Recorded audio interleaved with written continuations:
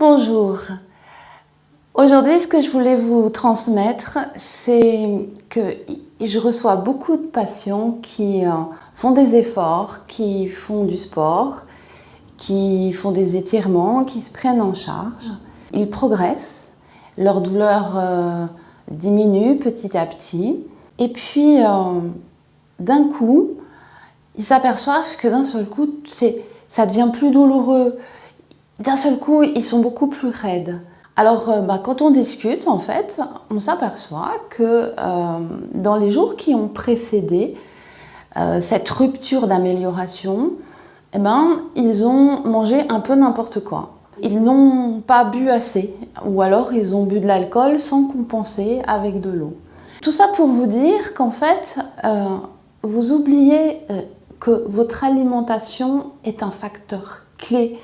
Mais pas parce que ça va vous faire grossir ou maigrir, mais tout simplement parce qu'en fait, une alimentation déséquilibrée, remplie de toxines, va venir encrasser le corps. Votre alimentation, elle peut construire votre corps, mais elle peut aussi le détruire.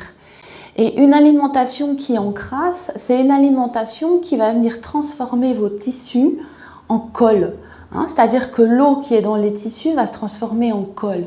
Et ça entraîne de facto, quasiment immédiatement, dans les 24 heures à 48 heures, un enraidissement de tout votre corps.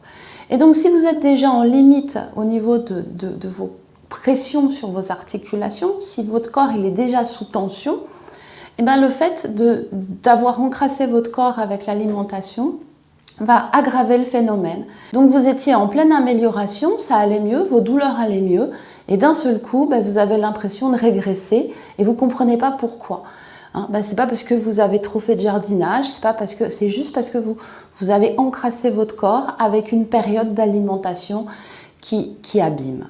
L'alimentation et la mécanique corporelle sont très très liées. Et ça, c'est un point important que j'aimerais partager avec vous.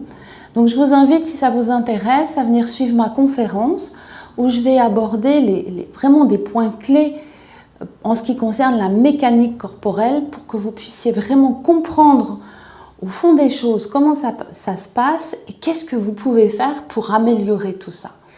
Alors, au plaisir de vous retrouver lors de cette conférence.